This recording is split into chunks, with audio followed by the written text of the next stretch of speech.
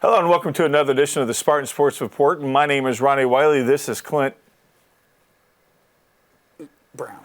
I know. I saw that Notre Dame shirt, and you're supposed to wear an Ohio State shirt. Yeah. That kind of threw me off. Yeah, I've got Ohio State socks on.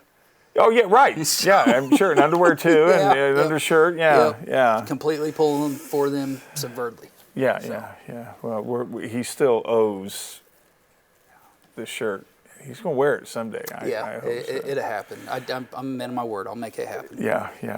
I just see the love in your eye that you're going to. Yeah, love, contempt. I'd have been arrested. I'd had the SWAT team after me if I would have worn it. Oh, Clint, very big, busy week for the Spartans. We normally have a guest. We don't have one today, so it's just you and I talking about Spartan sports. And we covered the girls' game. On Saturday, the boys had a home game against Batesville. Weren't too successful against Batesville. No. That's a good team. They are a good team. It was a very rough outing for Connorsville. I read a little bit of what Coach McCullough posted, and it was just got behind the ball and couldn't defensively get stops in the first half. And that led to second half. We talk about it all the time. You let that mountain get so big, and it's really hard to get up in the second half. And the boys, unfortunately, just couldn't make a dent and get back in the game Saturday against Batesville. Yeah, Batesville, of course, is an EIAC opponent. It kind of puts them behind the eight ball when it comes to the EIAC, but there's still some more conference games coming up this year. We got East Central. No, that's the girls' game. I'm getting kind of confused on the schedule. Girls are here. East Central we got girls Thursday. This Thursday, yeah. We'll get to the schedule coming up. But speaking of the girls, they almost got behind the eight ball against Rushville. That first quarter and a half was not very good. No, the first 12 minutes of that ball game were tough, to put it lightly. Offensively, no sets were really getting ran and executed. And we talked about it in the broadcast. It was a lot of slot points, just fast breaks or turnovers that led to a quick basket. And Rushville had those too. Both teams, absolutely. I think it was 7-7 at the end of the first quarter. First quarter, yeah. So very low scoring first quarter. We talk about the middle eight. I feel like in the last 4 minutes there of the second quarter, girls started to grab a little bit of momentum, and then Rushville came out of the half. They had one shot attempt and then two consecutive turnovers and went to points for the Lady Spartans. And the Lady Spartans didn't look back too much after that. Yeah, you had mentioned coming up onto the middle eight, which is the last 4 minutes of the second quarter and the first 4 minutes of the third quarter, and you had mentioned that they were coming onto that, and at that time Connorsville was down either 14-7 or 14-9. Yep. I know they were at 14-9 at one point. Not sure if it was at 14-7. But they had a deficit, and it looked like at that point that Rushville was really starting to gel offense, and Connorsville didn't have anything. But then it just suddenly turned, and it seemed like it was when they really went to that zone. The zone helped a lot, and we had foul trouble early. We did. Both Anaya and Addie both picked up two quick fouls. Limited minutes, and hats off to Miley Perry and Kylie McHenry. They stepped into the varsity game after they had just played a full JV game, and offensively, I felt like Kylie McHenry's big three-point shot kind of lit that fuse and got the ball rolling for us a little bit. So big play from underclassmen. Those girls are sophomores this year. So to play a whole game and then step up on that quick notice and be able to step into a game, hats off. They did a fantastic job.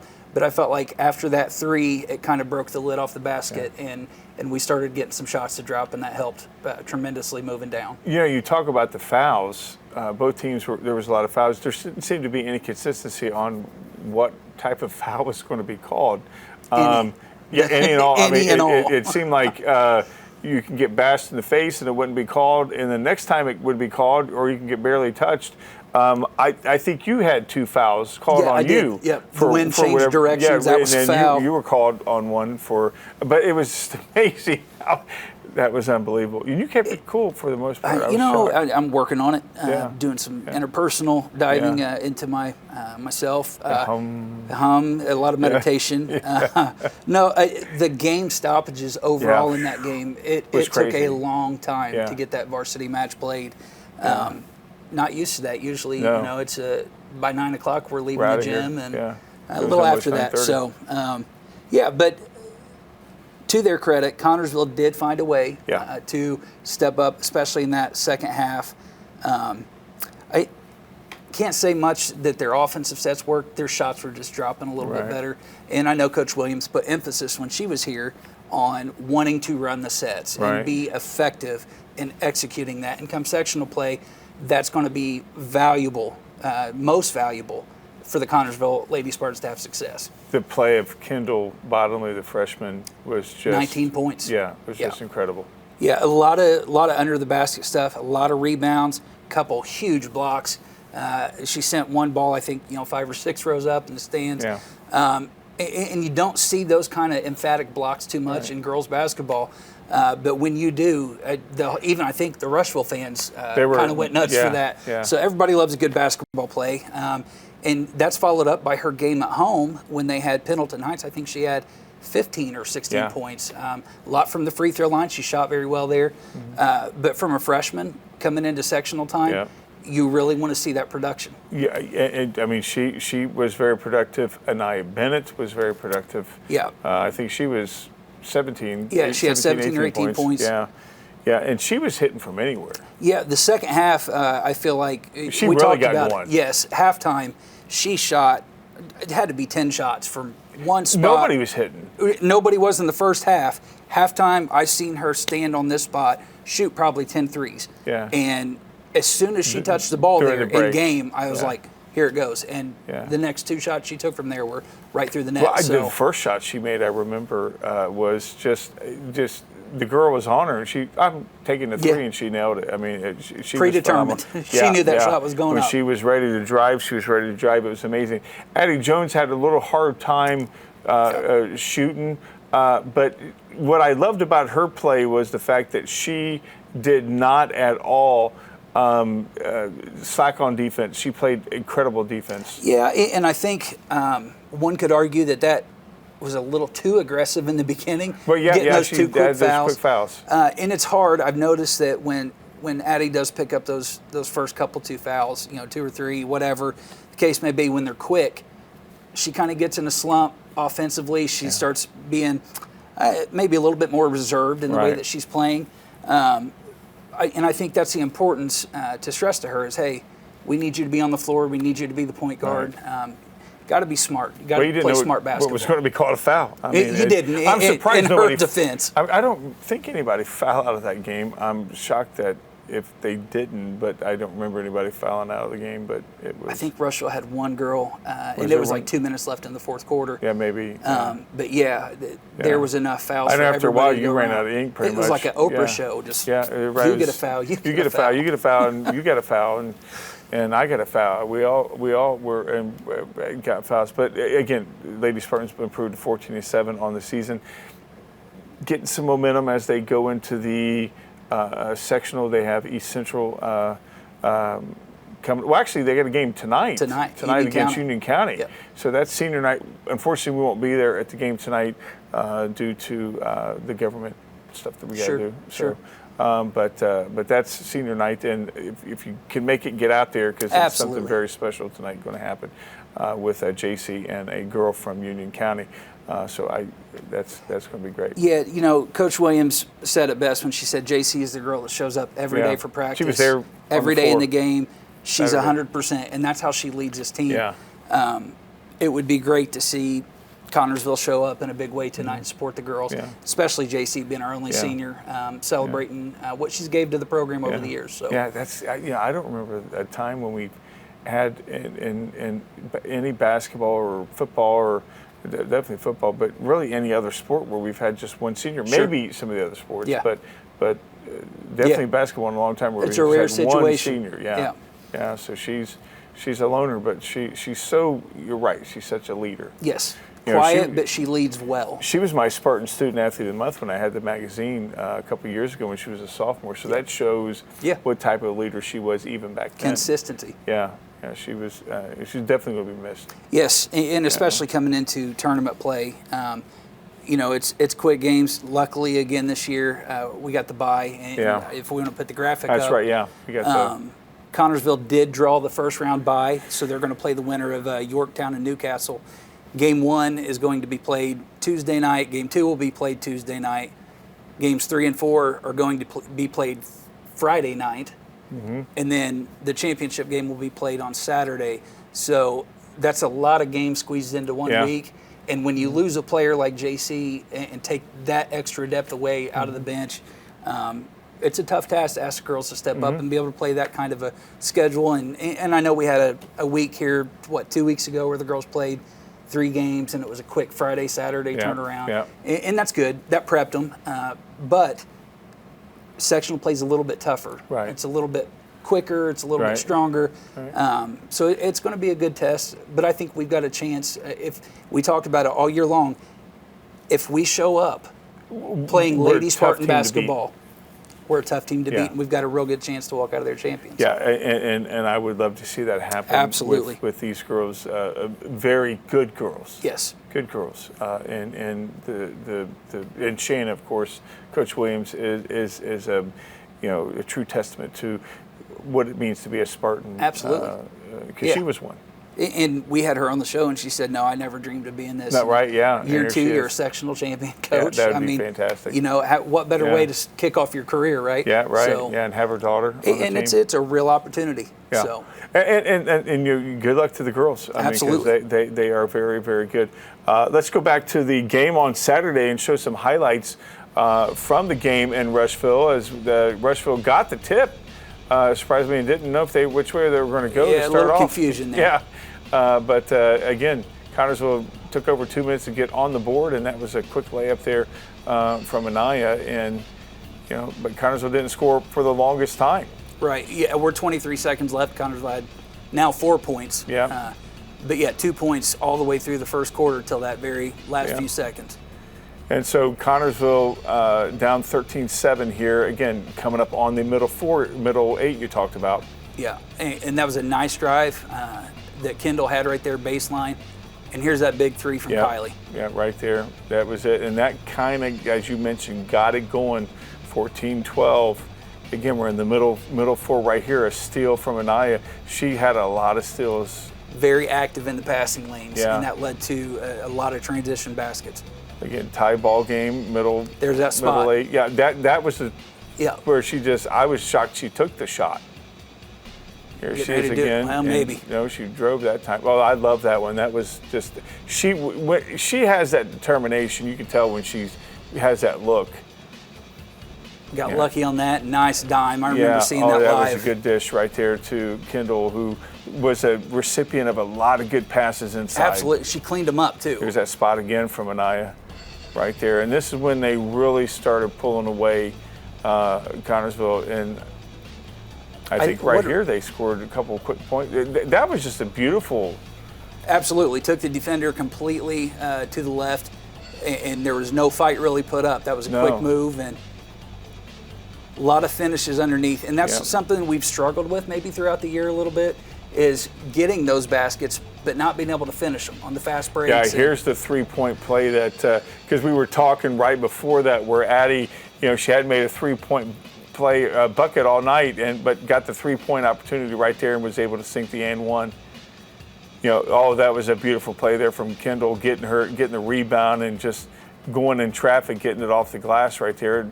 She had a couple steals. She did, and the thing that Kendall does really well is positioning for the rebound. Yeah. We've talked about it. She's got height, but she's not as big and bulky as some of these girls she goes against. So she has to be creative down there to get the rebound. She does a very good job. I think we should have gave Addie an assist on that. I think she did that on purpose. Right. Yeah. Again, steal from the Lady Spartans. And to seal that ball game up right there, 44-31 the final, as the Spartans leave the Lions then victorious. Started off again slow. I would have never thought that they had scored 44 points to end the ball game. after that atrocious first quarter. But man, they really turned it on when it was time. They did, and it was the best term I could come up with is a hostile environment. So it was very vocal in the Lions' den. Some of them were hysterical. I mean, there was times where I was trying not to laugh at the commentary. Yeah. Other times where you're trying to cover your mic. It's like, oh, they're getting a little creative on what they were talking about.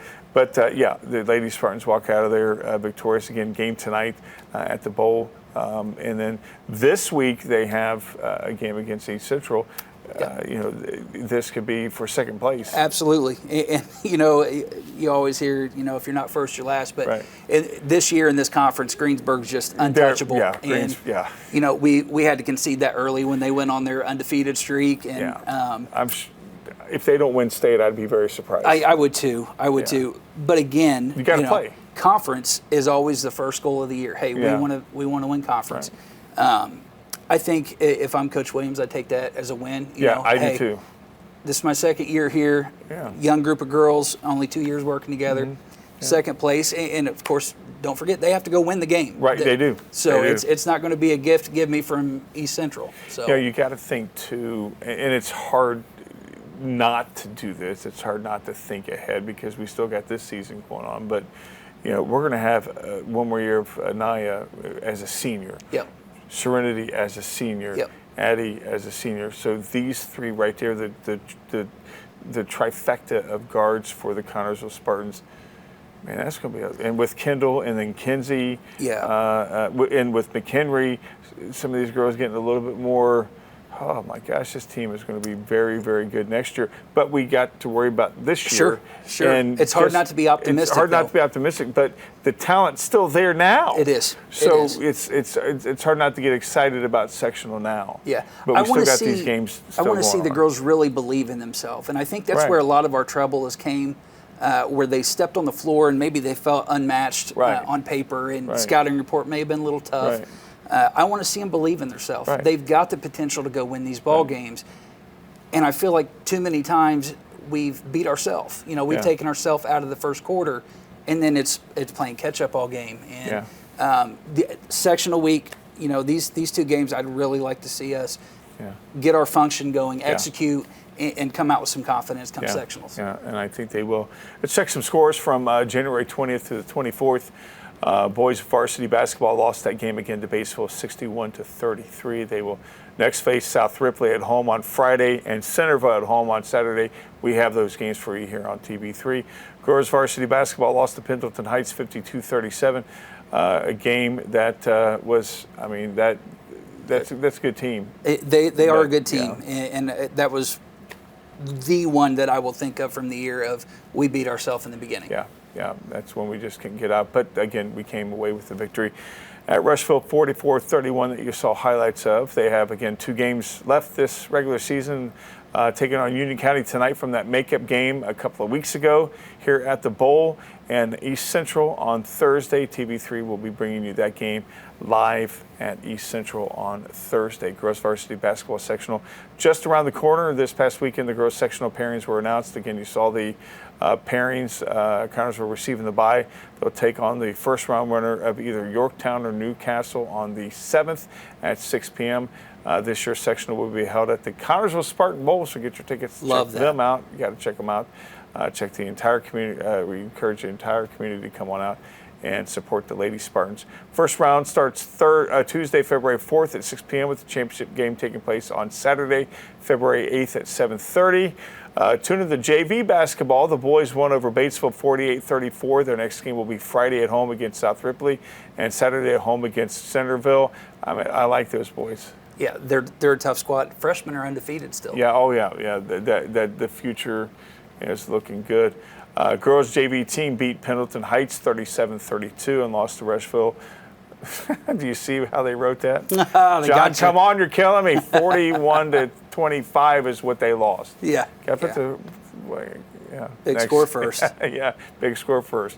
Next game is tonight against Union County, and Thursday, Wade East Central. Again, we're going to bring you that game at East Central live here on TV3. And swimming, the Spartans lost to New Palestine on Thursday, 133 to 34. Swimming sectionals set to start on February 20th at New Palestine. So the swimming is coming up on sectionals here in about a month.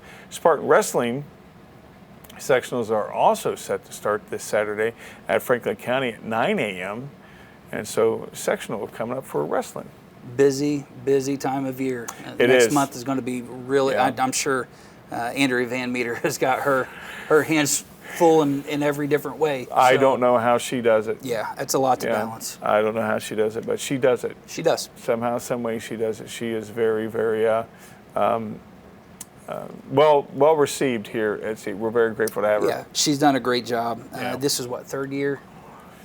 I believe it is. Third year. Third year. Yeah, I believe it is, and we couldn't be happier to have her here as our. And she's a Spartan. So, absolutely. Having her come home. Like we talked about with Coach Williams, she's always been that tall, and she was very dominant in the paint. And her daughter.